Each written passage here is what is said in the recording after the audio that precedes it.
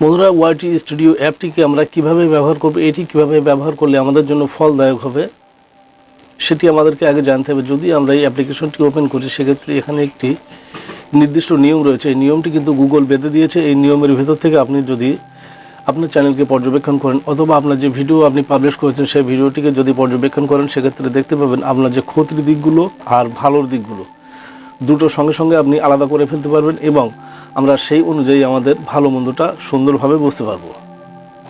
বন্ধুরা, আমাদের যে চ্যানেল অ্যানালাইটিক্স সেকশন রয়েছে সেখানে যদি ক্লিক করি আমরা সঙ্গে সঙ্গে একটি সেকশন উপরে পেয়ে যাব। সেখানে আমরা দেখতে পাবো ভিউ কাউন্ট একটি গ্রাফ।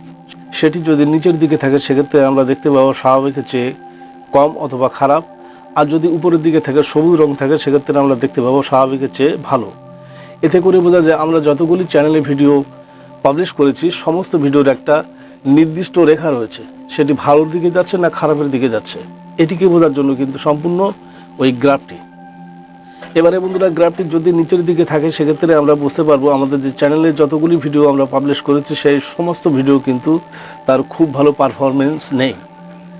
তাহলে আমাকে কি করতে হবে, বর্তমানে আমাকে ওই অনুযায়ী কিন্তু ভিডিওর পারফরমেন্স ভালো করতে হবে। আমি যে ভিডিওগুলো বানাচ্ছি সেই ভিডিওর ভিতরে যে ইনফরমেশন আমি প্রোভাইড করছি সেইগুলো হয়তো ভালো মতো হচ্ছে না, যে কারণে অডিয়েন্স যারা রয়েছে তারা কিন্তু ভালোভাবে ভিডিওটি নিচ্ছে না, ক্লিক করছে, কিছুক্ষণ দেখছে, তারপরে কিন্তু ভিডিও ছেড়ে চলে যাচ্ছে। কাজেই আমাদের ভিডিওর ভিতরে কিন্তু ভালো পরিমাণ ইনফরমেশন প্রোভাইড করা দরকার, তাহলেই সময়ের ব্যবধানে ওটি গ্রাফটি আবার পুনরায় উপরের দিকে উঠে যাবে। বন্ধুরা, এমনিভাবে বহুগুলি দিক রয়েছে, এই দিকগুলি একটি একটি করে বুঝতে হবে। আমরা যদি মনে করি এই দিকগুলি সব একসঙ্গে বুঝে নেব সে কিন্তু সম্ভব না।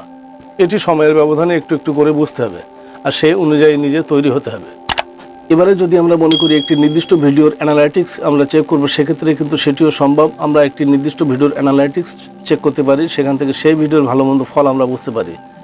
স্টুডিও অ্যাপে কিন্তু দুরকমভাবে অ্যানালাইটিক্স চেক করা যায়। একটি হলো নির্দিষ্ট একটি ভিডিওর অ্যানালাইটিক্স, আর একটি হলো সামগ্রিক চ্যানেলের সমস্ত বিষয়বস্তু নিয়ে একটি অ্যানালাইটিক্স। এই দুটি অ্যানালাইটিক্স এখান থেকে চেক করা যায়।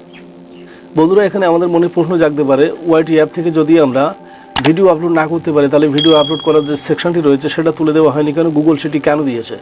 বন্ধুরা, এখানে কিন্তু প্রতিনিয়ত প্রচুর পরিমাণ ক্রিয়েটররা জয়েন করে, তাদের কিন্তু একেবারে প্রথমে ভিডিও কোথায় আপলোড করবে এই দিশেহারা খুঁজে না পাওয়ার কারণে কিন্তু এই সেকশনটি অন করে দেওয়া আছে। চাইলে সেখান থেকে ইজিলি ভিডিও আপলোড করতে পারে, কিন্তু তার মানে এটা না এখান থেকে কন্টিনিউ সে ভিডিও আপলোড করবে। সে একটি নির্দিষ্ট সময় জানার পরে সে কিন্তু আর এখান থেকে আপলোড করবে না, সে নিজে ছেড়ে দেবে। তার কারণ সে যখন বুঝতে পারবে যে ইউটিউব অ্যালগোরিদম অ্যাকচুয়ালি কীভাবে কাজ করে, এটি জানার পরে আর কোনো ক্রিয়েটর এখান থেকে ভিডিও আপলোড করবে না। সুতরাং বন্ধুরা, আমরা সম্পূর্ণভাবে এটিকে চ্যানেল অ্যানালিটিক্স পারপাস এবং ভিডিও অ্যানালিটিক্স পারপাস আমরা কাজে লাগাতে পারি। বন্ধুরা, ভিডিও ইনফরমেটিভ মনে হলে চ্যানেলটি সাবস্ক্রাইব করবেন, কোনো মন্তব্য থাকলে কমেন্ট করবেন, পাশে থাকা বেল নোটিফিকেশন অন করে দেবেন।